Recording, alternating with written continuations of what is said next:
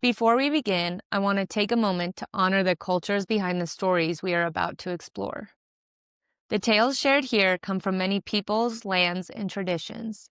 I do not change these stories to fit modern expectations or to align with today's social standards. Instead, I present them as they were told, sometimes beautiful, sometimes harsh, sometimes challenging. We are not here to judge the past, but to understand it, to listen, to learn, and to honor the ancestors who carried these stories forward. We also share stories from various religious traditions. These are presented in their historical and spiritual context, with respect for their beliefs that they represent. Every culture deserves respect, context, and acknowledgement, and this space is dedicated to doing exactly that.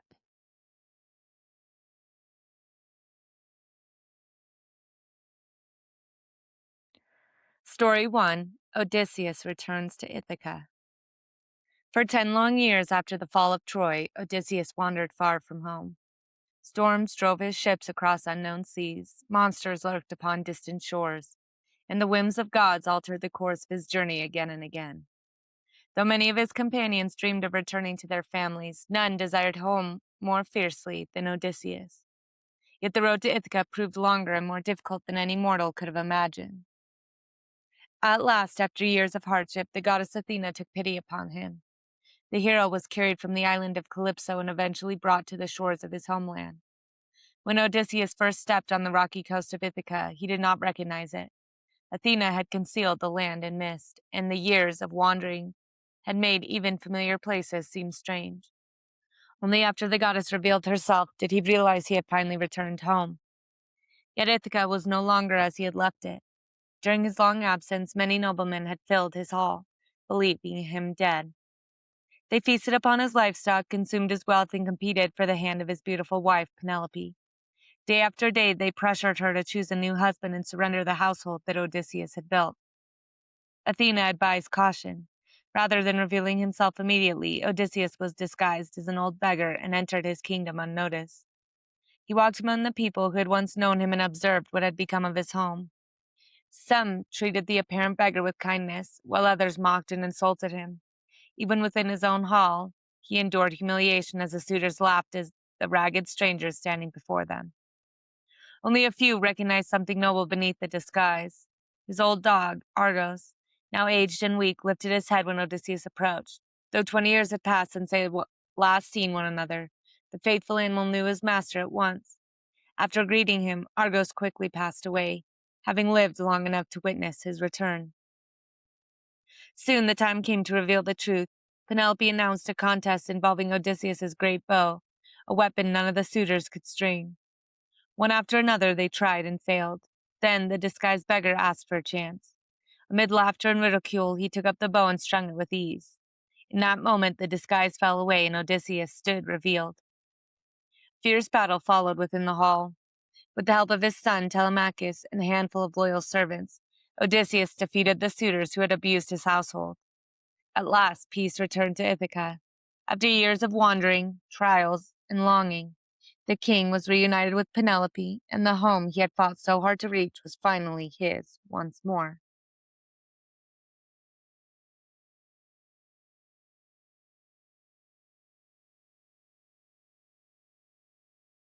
Story 2: Hua Mulan returns home. Long ago, when northern armies threatened the borders of China, a decree was issued requiring men from every household to serve in the military. The order spread across towns and villages until it eventually reached the home of a young woman named Hua Mulan.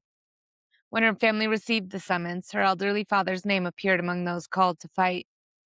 Mulan understood what the command meant.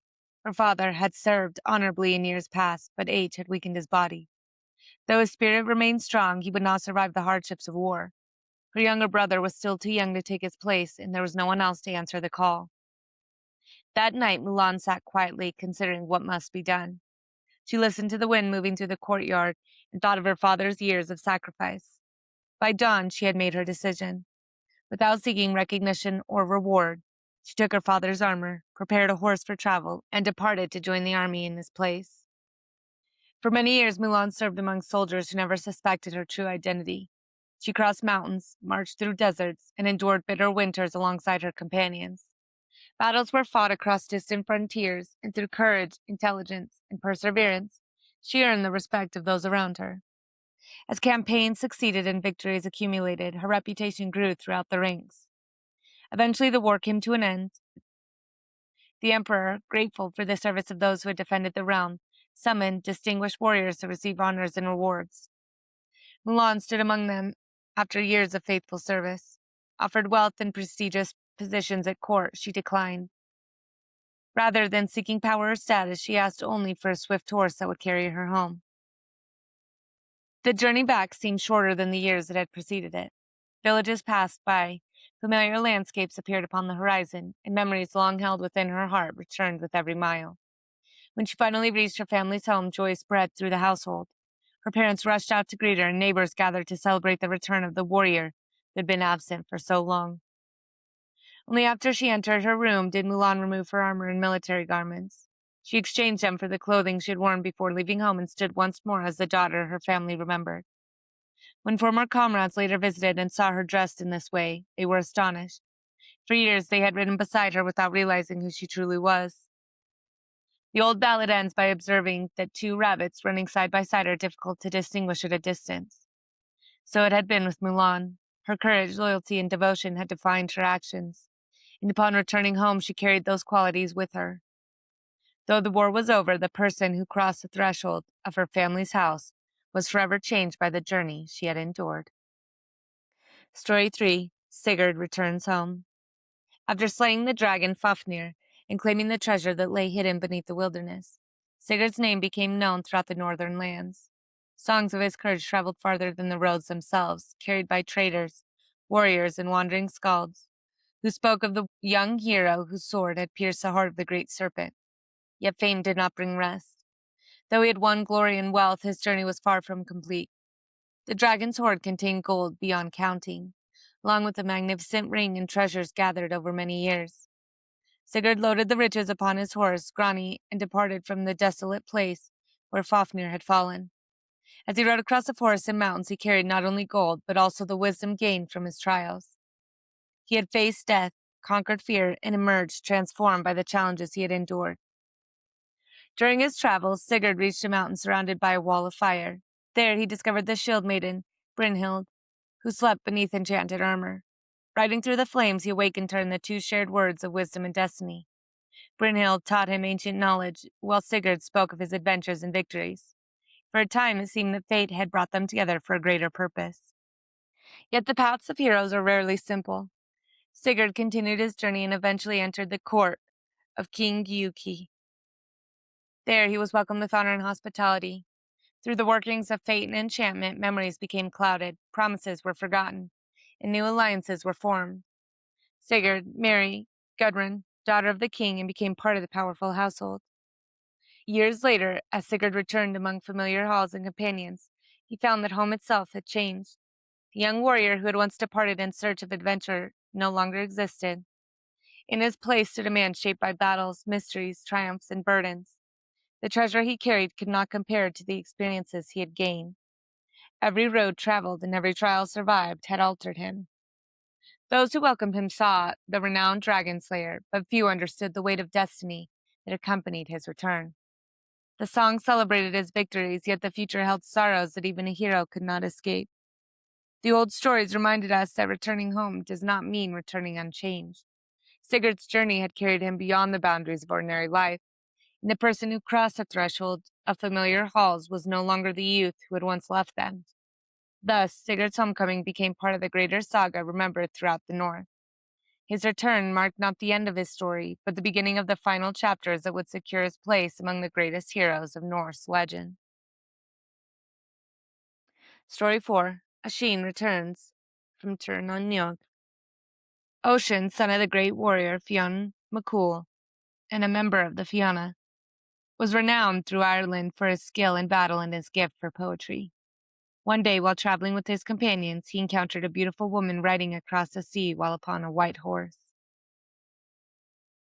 Her name was Niamh of the golden hair, and she had come from Tir na Nog, the land of youth.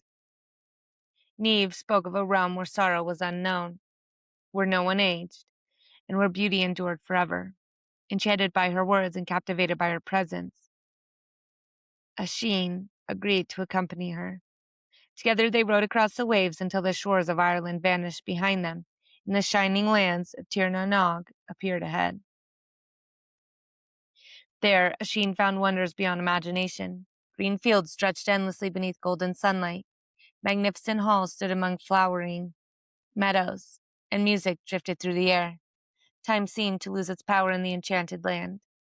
Oisín hunted, feasted, and lived joyfully beside Neve, believing that only a few years had passed. Eventually, however, thoughts of Ireland began to return. He wondered what had become of his father, his companions, and the places he once knew. Though Neve warned him against returning, Oisín's longing for home grew stronger with each passing day. At last she agreed to let him visit Ireland, lending him her white horse and giving a single warning. He must not set foot upon the ground, for if he did, he would never return to Tir na Nog. Oisín rode across the sea and arrived upon the shores of Ireland. What he found filled him with astonishment. The forests seemed different, the settlements unfamiliar, and none of the people recognized his name. When he asked about Fionn and the Fianna, the answer struck him like a blow. Generations had passed. The heroes he remembered existed only in stories. While Oisín had believed a few years had gone by, centuries had passed in Ireland.